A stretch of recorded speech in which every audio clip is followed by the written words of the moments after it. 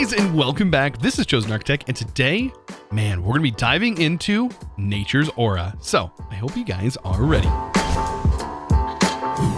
So, welcome back in. Man, we have some stuff to get done. I want to kind of dabble. I think I mentioned this last episode where I wanted to kind of play around with the nature's aura mod. We've kind of completely glanced over it, and it's actually been in several packs that I've played, and I've never really took the time to kind of break down and play around with this mod. I have no idea why. I've just never really, I've played around with it a little bit during live streams, but that was early on in its development, and it's kind of come a long way. So let's go ahead and take a look at that. We're gonna dive into this here in a second. First of all, I want to show you what you guys have missed during the live stream, because we kind of have a new area that we're working on, and it looks fantastic so far. So remember how I said we were working in the nether? Yes, this is during the live stream. So if you haven't followed me over there, you can be sure to do so. Twitch is free. A lot of people have said that they don't have Twitch. I don't understand what they mean by they don't have Twitch. You can literally watch it through a web browser on your mobile phone. So I don't understand that. But anyways, Twitch is just like YouTube, absolutely free. It's a live streaming service. It's basically I'm live. You guys can chat with me in chat and all kinds of cool stuff. So anyways, I wanted to show you this. Yes, they ended up wanting me to name it Chosen's Hell, and that's what we did. So here it is, and it's still in the works. So we have some stuff here. I wanted to go over some stuff that we've built though. So the first thing that we worked on was getting all this. By the way, this is Britannia Grass. There's like 4 different variants of Britannia Grass that look really good in the nether, I think. It's so interesting how reminiscent this texture here is to the Britannia textures. Man, I tell you what, like the amount of stuff that it feels like regular Minecraft pulls in from Vasky's mods is hilarious. Like even the texturing of this. And like this has been around. Britannia's been around for a while before this was introduced in the nether. So I really like this texturing and how it really fits in the nether. And it was kind of surprising to me. Like there's also this color similar to this color in this area. So let's talk about these guys. So we ended up setting up a contraption that up here I just feed them. I feed gold, and these guys trade, right? And then back in the back, I'll show you how everything works. It's actually not that complicated. It's very, very simple. So right here, we have a dispenser and a hopper that's setting above these guys. We have the redstone that is being channeled down here. So basically the hopper is going, okay, I have items in it, send a redstone signal up here, and then once it does that, you can see it stays powered. So that way it does not drop another piece of gold. Once items down here are dropping, see this guy just stopped because I collected it. But yeah, once there's items in here, once they finish dropping out, then another piece of gold is dropped down, and then thus the system starts all over again. And this is all automated going directly into our system. So pretty much everything that is being traded is going into our system. And I can start this guy back up by just giving him a piece of gold. There we go. And that starts the whole system. You can see they're dropping items. They drop everything like ender pearls. They drop all these ender pearls. There's all kinds of stuff that they're dropping. Soul sand, like enchanted books.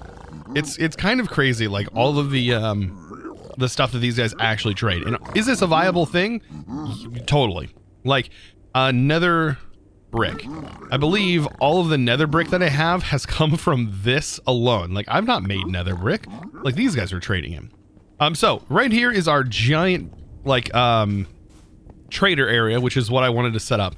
And then I started building these little houses. So these are these little huts that piglin, you'll notice piglin will start spawning in here. I actually just killed a lot of them because they're really loud. You see a bunch of them up here. But when they start populating this area, it actually looks like it's their little houses and stuff. And so in here we have some different things that we were playing with. I went ahead and put a fruit basket here filled with a bunch of golden carrots. Used a monitor as a TV and a iron rod from cork as like an antenna. Now I tried to use the picture mod or the camera mod to like have a TV on the wall, but this ended up working a little bit better. Over here we have a little desk and of course a little desk lamp, some stuff going on. But all of these little houses have their own little corks, right? And different colors and stuff. And they were so easy to build. Like these are super easy to build. Very simple roofs with some shingles. And same goes down here. Ooh, looks like we got mushrooms just growing in. This I decided to mix in some nether wart with some crystal. just doing some build stuff. And we did this all during the live stream while I was hanging out and chatting with you guys. So lots of fun doing all this. Like, we got all these little different things that we were experimenting with, like for decoration. And here is more of a kitchen-y area. So we have this same sort of setup with a bed. Be careful. Beds still explode. So right-clicking them. But we do have like a little area. Look at this. We got some fish, jellyfish up here.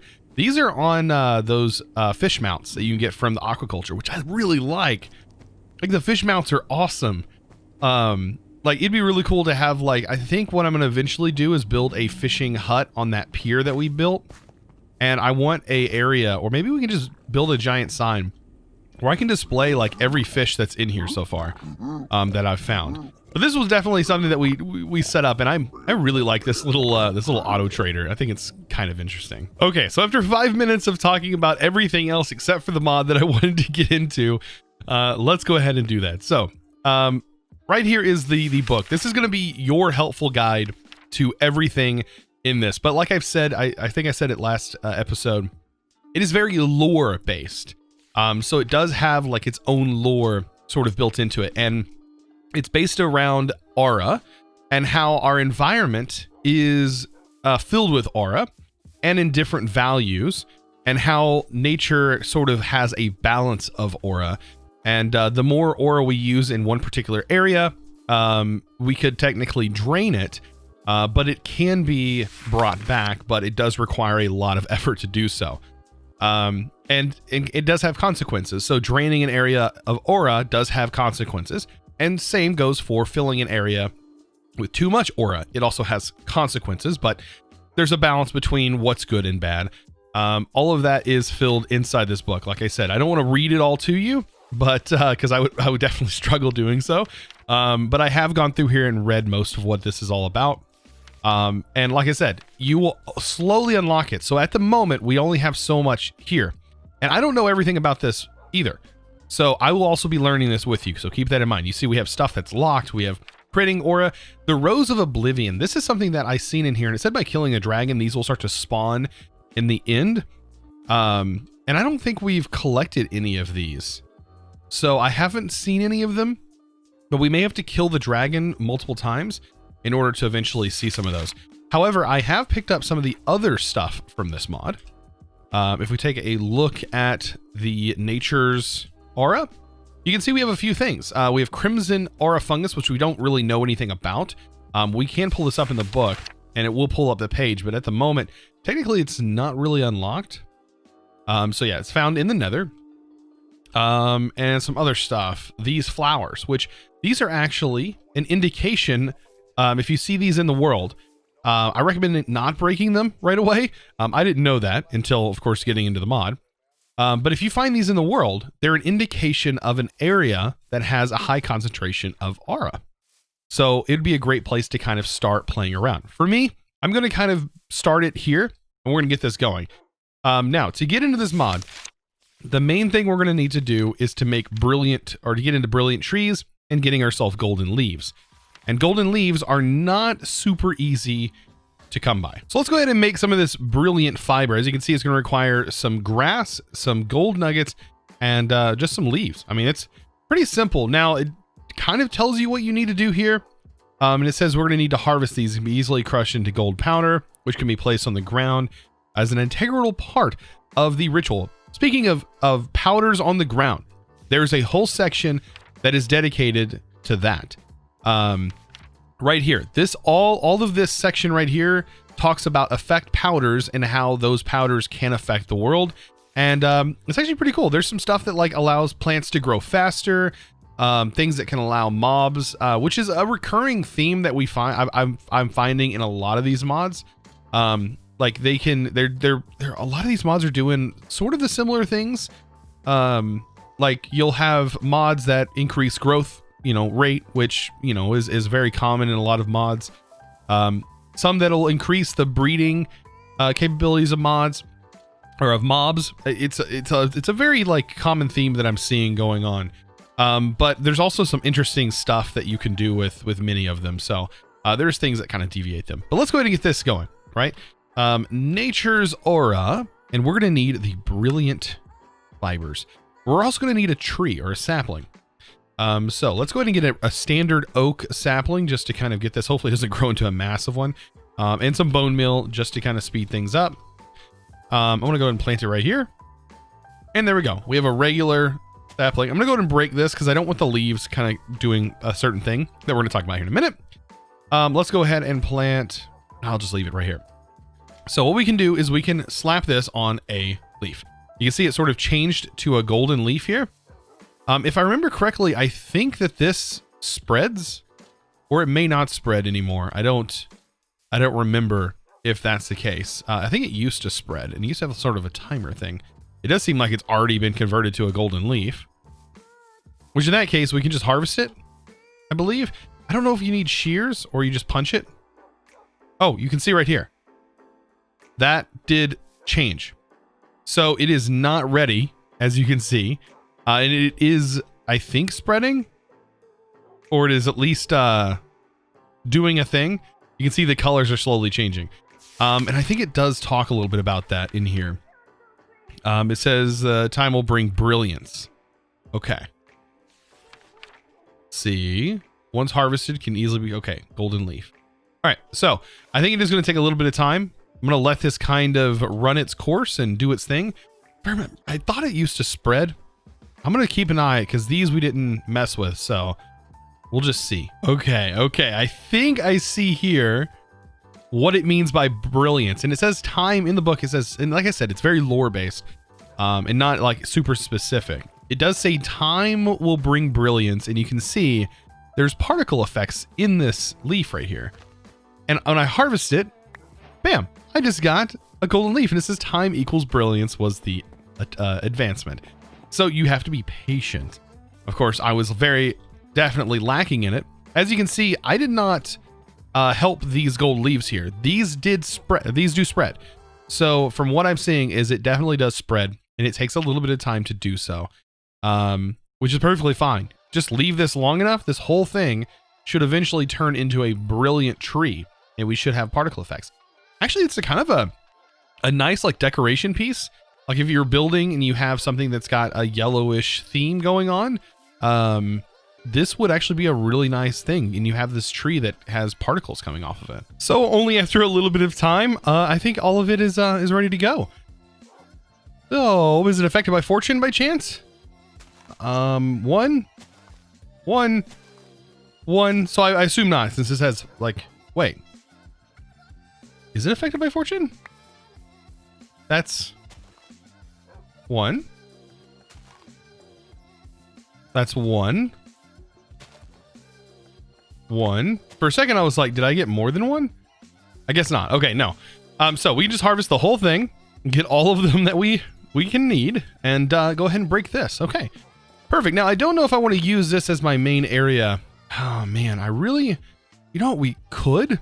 This area right here could technically work. I'm thinking about rerouting some of this dirt that we have placed here, and then we're just going to route it around this area that I'm going to be setting up. And then that could actually work. We could just have it routed over here, and then I just have regular grass right here, because in our book, we now have unlocked the Ritual of the Forest. Now, this is something that I am kind of familiar with.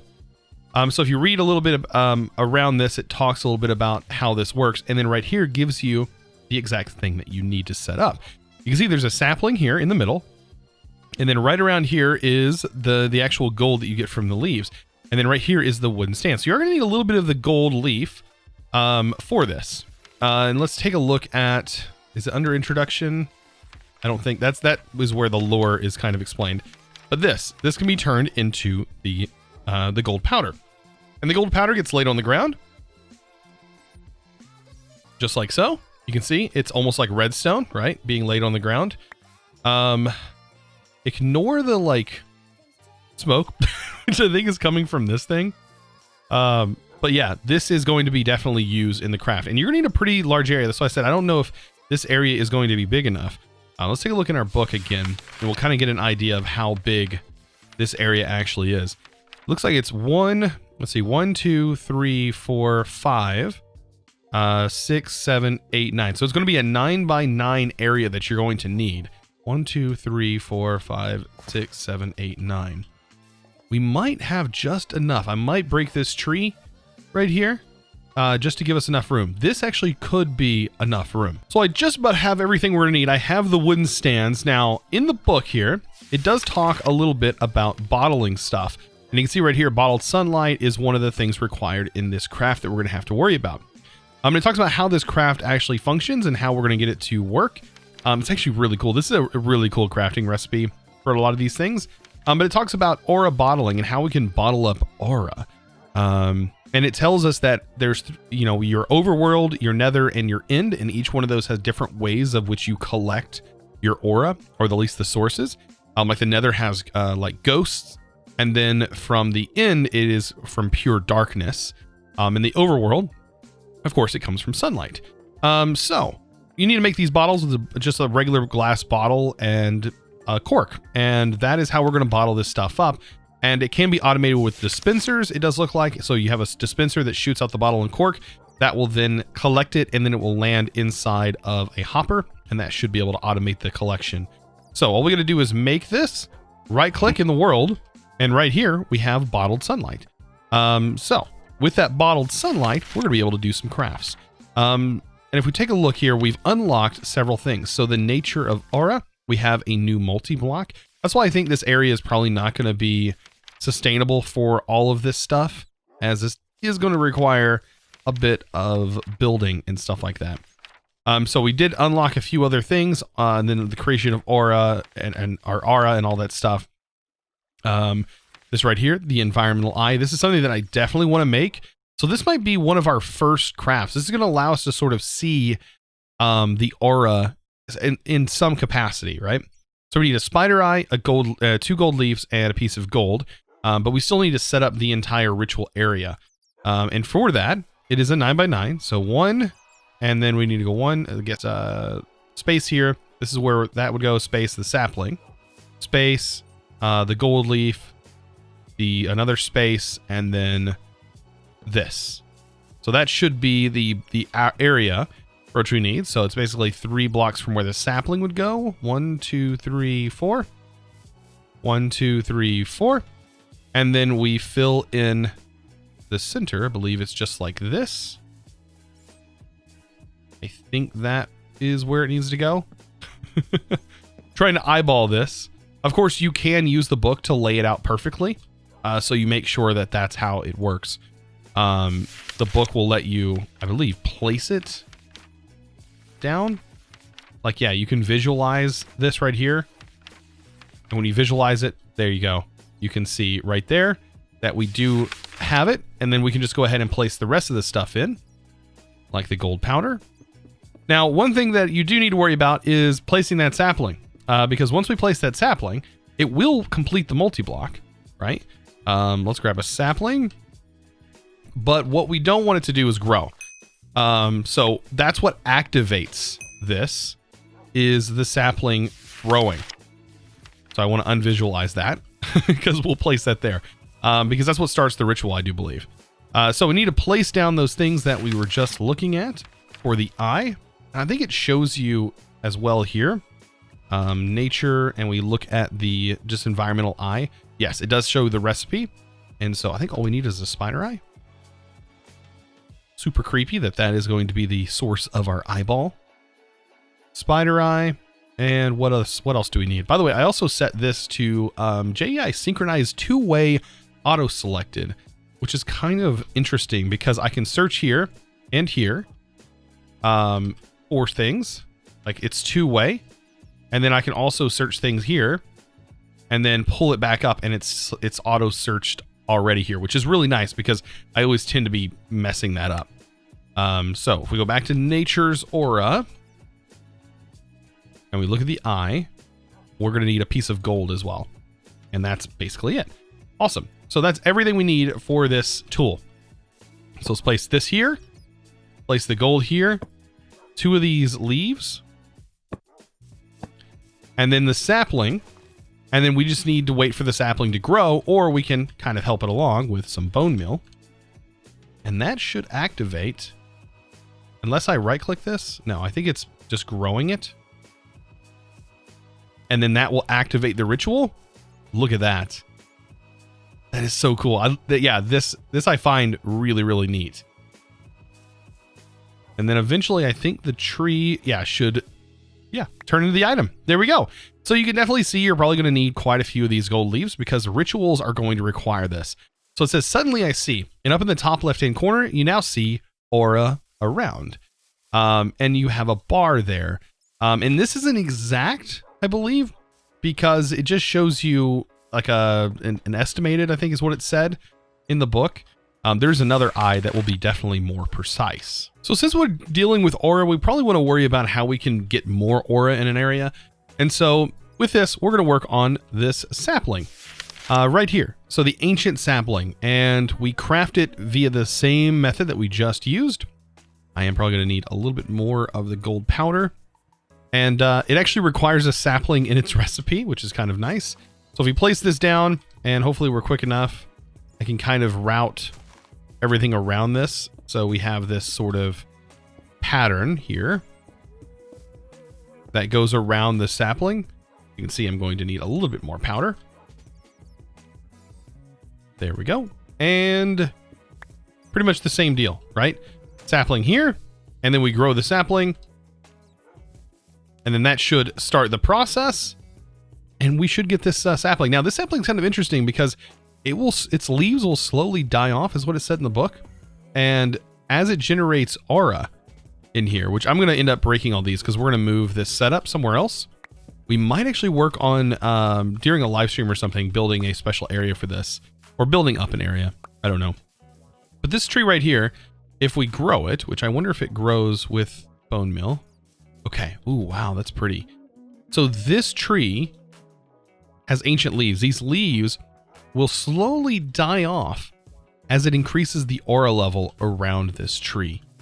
A really pretty tree, by the way. Well, I think it's time. We should probably tear this down. If you look at our aura, it's definitely off the radar here. And it's actually really nice to have this right next to the Britannia setup. I think this would fit very well. However, we do need to get rid of this and all of this other stuff that we've been using to kill villagers. Yeah, this has kind of been needing to disappear for a while now. Yeah, we're no longer really using it. Like, we probably will still kill some villagers, but like, I don't know if I want to increase my sword any more than it already is. It's already incredibly powerful. So I think clearing this up, getting grass put back in place, gonna make this look a little bit nicer. And yeah, as you can see, the aura level is just insane here. So at this point, I have almost everything ready to go with this altar. This is one of the next steps in this book, is to create an altar that is actually going to consume the aura in the area. But you can see we have a very nice aura dense area here, which I think is going to be the perfect place for this. Now, I need to get these special stones that are on the caps and that are right here. It tells you a little bit about how to make the actual altar itself. We do need to make this craft. And it also talks a little bit about how the actual blocks are made. You can see it requires brilliant fibers. And I don't think I have any more. But we can go ahead and craft a few. We're going to need enough for each one of these, which is going to be 8 in total. And then we'll just grab some bricks. Look at that. We can make 8 of these brilliant bricks. And these are all going to be going on the top and the sides here. Voila. And then the only thing we're missing is this right here. You can see the one part. I don't think it matters what's directly underneath it. I don't believe, because it didn't really seem like it showed. But we need to go back and make this. Now I'm going to go ahead and tear that tree down. I think what we'll end up doing is, as we need mana, we'll plant those trees or make them. I just wanted to kind of see what it looks like. So I need to go back. And I think our other area is where we're probably going to leave the little crafting area for this for right now. So we need to make ourselves a token of joy before we can make the natural altar. You can see right here. Luckily, though, I did realize we can actually hit this to move all the items into our actual storage or our crafting grid and just pull these out. And then that makes it so much easier to craft. So we don't have to like search for individual items. We can just have all the items just pulled out, and then we can figure out where they go. I don't know if they need to go in a particular order or not. I think the best way to probably test that out would be just go ahead and like remove this, for example, place it here maybe, and maybe take the apple and place it here and see if that matters, if it just needs these items. And then I'm gonna go ahead and place this here because I don't know if the order is like necessary or not. And then we'll grow the tree. Nope, the order is not necessary. So it does seem like it is working regardless of the order, which is great. That means we kind of can be like more nonchalant about it. We just place it wherever we want. Look at that. And now we have tokens of joy. And these all really require like very simple things. Now, this part is what's going to cost a little bit more. Also, we need more of the powder. And I sort of line this up so I can make it a little bit easier on myself. I went ahead and just made a grass path around here. So it makes the outline a little bit easier for me to see every time. It just works. And it also kind of fits in with this a little bit better. Luckily, I did plant a few more golden leaves over here. So that way we had access to them. You can see they're nice and shimmering. And I planted it over here. So this over time should eventually all change. And that is where the big harvest is going to come from. Of course, I did plant on this one. You can see I can get a few. I only needed one to get this altar. So this altar is going to be how we craft a aura ingot, a special kind of ingot that we are going to need to craft future things with this mod. So I did just sort of place these in randomly, and hopefully this works. This should generate that altar, and everything should be good. Man, I really love this crafting. When I first started playing with this mod originally, right as soon as LPEC was originally developing it, which if you didn't know, LPEC also makes actually additions. So this is also his mod as well. What is going on here? It consumed the items. Uh-oh, tree. Oh, it just took a little bit of time. Interesting. So now it says we're empowered. But yeah, the same dev as actually additions made this mod. So pretty cool, huh? So to finish off our contraption and our altar is to be, or the multi-block is to place this here, and bam. So this is going to start consuming, as you can see, it's got a bar that's filling up. The aura that is around, and you can see these orbs that are firing. Yes, this is pretty cool. Pretty cool. And luckily we have a lot of aura in this area, and you can see these orbs are very reminiscent of these orbs that we've seen. This, I think, is telling us that there's a lot of aura in the area. We can start to see it slowly dwindling away, though, as we move off. But yeah, this is pretty cool. Now, there are other types of altars that you'll eventually probably get into. But for this one, it requires this particular type of aura. So like there's going to be one for the nether, I think, and an end. So if we place this in here, this should infuse this with the aura. And then bam, we get out an infused iron. Now the book may seem a little bit confusing as it does show the little bottle here, but you do not need a bottle of the aura. The aura is contained inside here. Basically, it's saying that it's infusing it with this particular type of aura, whereas other recipes may require other things. Now we can also infuse stone as well. Stone is going to be the same little thing. We just place the stone in there and it's going to infuse it as well. Now, I think there's a way, I think you can automate this process by using hoppers and stuff. So be sure to check that out. That should potentially work. But yeah, this right here is going to unlock new stuff in our book, hopefully. Now that we've done it, you can see right here, crumbling catalyst. We have all of this hopper stuff. Yeah, there's a whole bunch of new stuff that we have that we can now dive into. Boy, we got a lot done today as far as getting into Nature's Aura. Of course, next episode, we're gonna get into some more of the technical things that Nature Aura has to offer. I really want to kind of dive into this. There's also some other mods in here that I want to kind of touch on as well, because eventually this pack is going to sort of move into a phase where we're kind of waiting for an update, and I'm kind of excited for that, because that update is going to have some stuff. Plus, also, I do believe the pack, there's going to be a skyblock variant of this mod pack that's going to be coming out, so be sure to keep an eye out on that as well. Guys, I hope you enjoyed today's video. Of course, I want to give a huge thanks to the sponsor of today's video, and that is going to go to Justina Shine. Thank you so much for your patronage.